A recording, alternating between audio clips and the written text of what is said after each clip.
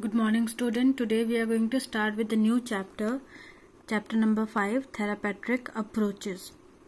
So children, in this chapter we are going to study about different types of therapies that are used by psychologists in order to cure psychological disorders. So children, as in the previous chapter we discussed about different types of psychological disorders and what are their impacts on an individual. So in this chapter we will discuss about method of treatment that are used by psychologists to cure psychological disorders. Over the ages, a mix of treatment and method have been attempted to treat people with psychological disorders, and they are known as therapeutic approaches. These approaches are collective and helpful in nature, which means it tries to analyze the problem of each and every individual so that the distress level of an individual can be cured. One of the important components about the therapeutic approaches is that it involves interpersonal relationship between the therapist and the client.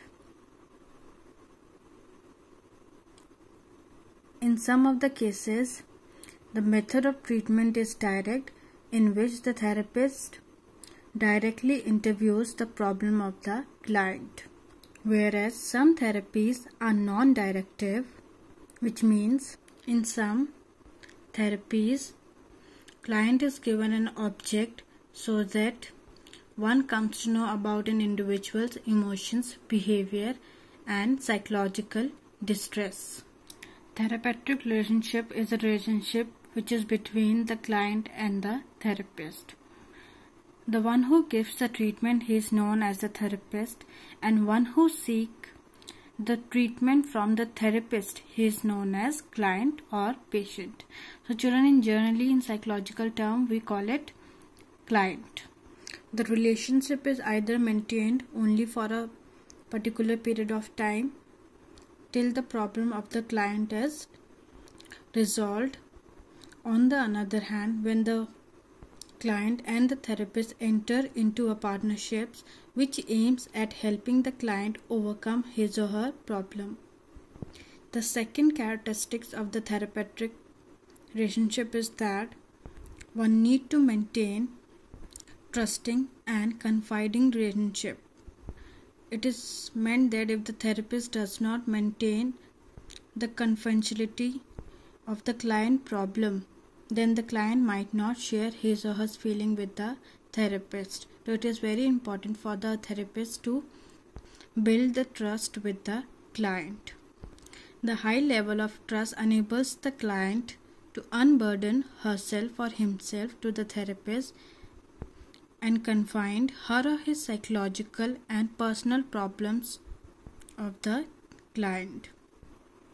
So children, before the therapist start with the session with the client, the therapist conveys by her or his words and behavior that he or she is not judging the client and will continue to show the same positive feelings towards the client even if the client is rude or confides all the wrong things that he or she may have done or thought about. So here we are talking about the client. Even if the client is rude, as being a therapist, it becomes her duty to accept all the behavior displayed by the client. The therapist uses unconditional positive regard for the client, shows empathy. So children, empathy is present when one is able to understand the plight of another person and feel like the other person, whereas the therapist shows sympathy, which means one has a compassion and pity towards the suffering of another, but is unable to understand or feel like the other person.